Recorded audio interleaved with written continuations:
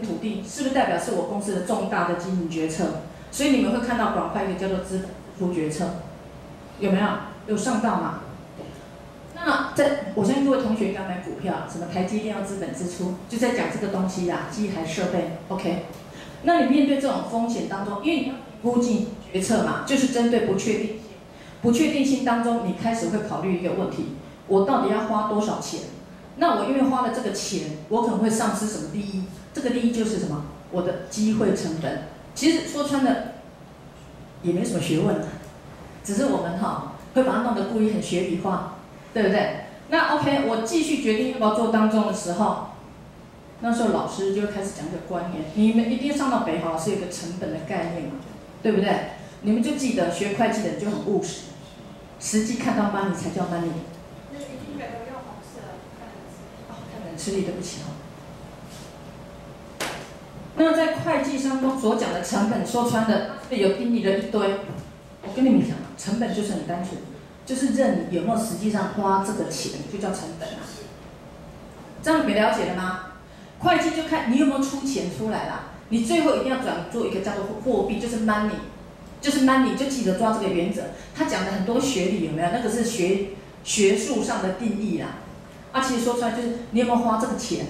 那经济学所讲的成本，他开始评估，因为会计上已经认你有没有花钱嘛，你没有花钱的不算成本，不算成本 ，OK。所以这种情形当中的时候，这是会计学的角度。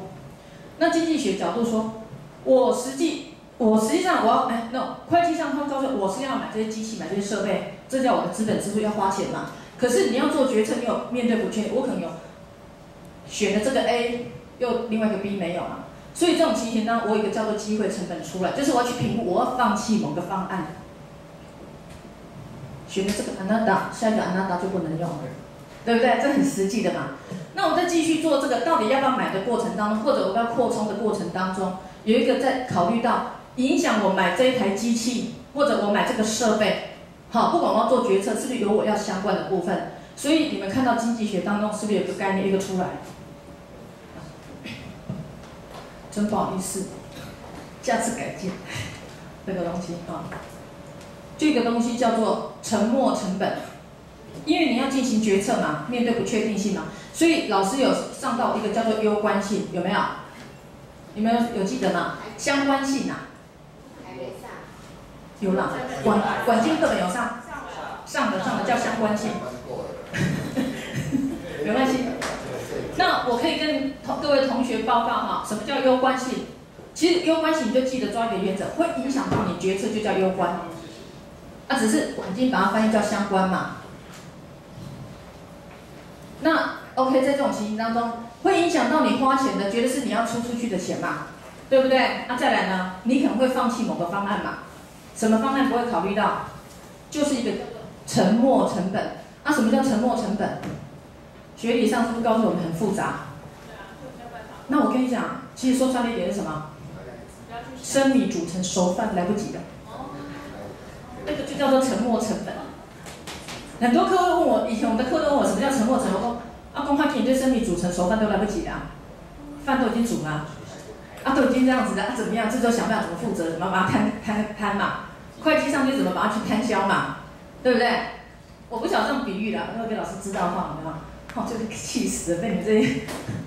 其实沉没成本就是我已经花了钱了呀，我能够做就怎么去发挥产能啊，我不能改变事实啊。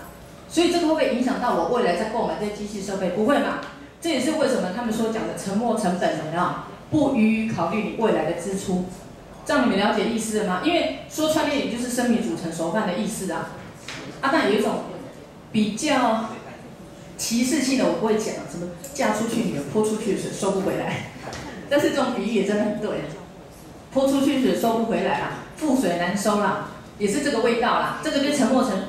所以上次让你们机会成本跟沉没成本的概念就知道了嘛。好，那我继续在做这个部分当中开始，因为在我的会计报表，今天我继续进行在做这个产能的过程当中，攸关性的问题都解决了。各位一定会继续看一个问题，有一个很重要，一个叫做成本习性，因为我今天我花钱进来，一定要做什么事情？我一定要做什么事情？老板一般来讲是收入，会计上告诉我们嘛，你们看到报表一定都是这样，我减掉成本花出去的钱嘛，对不对？就等于是我的一个净利啦，这是最简洁的，我都不考虑税了，好不好？这是会计报表或者我们最常看到收入减掉成本。可是呢，实际上你站在一个来看，如果站在一个成本来看到，因为我这些机器设备，还有设备，还有土地当中，我一定会产生一个产能嘛，对不对？那我的产能当中代表我这里面当中一定什么？我已经花出去固定的成本嘛，这台机器设备嘛，已经花下去了嘛，它是不是以我固定时间可以去摊？那可能有的成本当中会随着什么？我的产量在变动，对不对？所以会产生一个叫做什么？变动成本。其实在这边当中用成本的习性有一个叫做，你们会念到叫 cost behavior， 在成块会念到成本行为习性的意思，就是说它依据它说穿了一点是站在一个公司的产能设备来去看。就像举个例子好了，牙医设备，你们买一台设备嘛，洗牙的嘛，请问你觉得你买一台洗牙机当中可以洗几个病人？班长，洗一个固定的嘛，你摊销嘛，对不对？你假设买这一台100万好了，好，100万当中，你就要算我到底要洗几个人，要多少人来用的时候，这一台嘛，我才能够打平。要再洗几个人以后才能够继续赚嘛。那这种情形当中，一开始买进来就是什么？买了来不及了，一定就继续了嘛，这个就是沉没成本，站在某个角度嘛。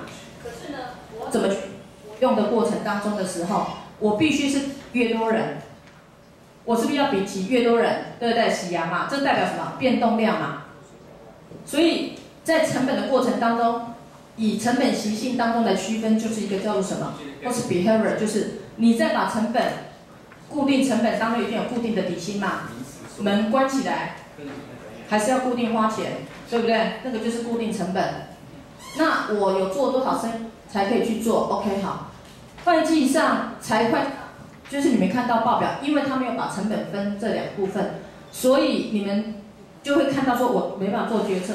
但是你们在念管经或者念公司的管理会计的时候，这两个东西，你们第一件事情一定要做什么事？一定要先分固定跟变动。所以你们会看到里面很多分固定变动，就代表。门一开了，我固定成本就要多少？我要做多少生意才能够去 cover 掉？这个就是我的成本 ，OK？ 那由这个观念来重新推当中的时候，就是开始这个题目要解了。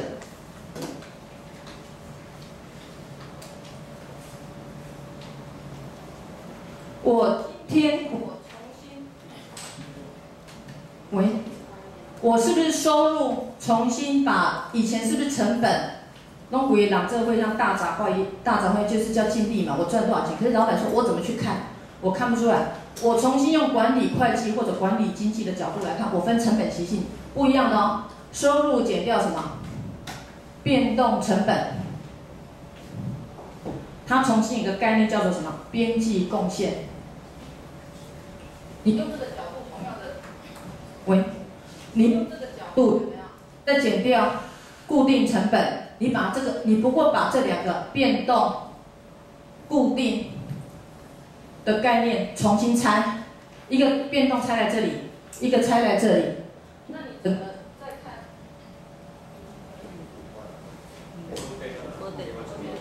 换另外一次。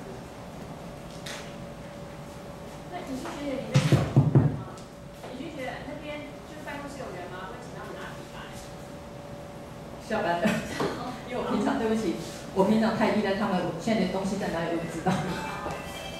因为我的秘书真的是很尽责到的时候，我连出国行程表他都帮我几点，他们谁来接我，他们都弄好了。所以有时候这我要检讨。那你用这个角度来讲的话就不一样，因为它代表什么意思？我今天我把我公司基本的管销全部都抓出来了。代表我可以去 cover 掉，我只要做多少量，用这个代表这个我增加，我就点是说，我今天从这边呢，我代表我多增加一个量，或者多减少一个量，我会带来我这个收入，我代表给我这个收入的贡献是多少，就 contribution 的概念，所以呢，代表我做越多量的时候，我就可以去算出我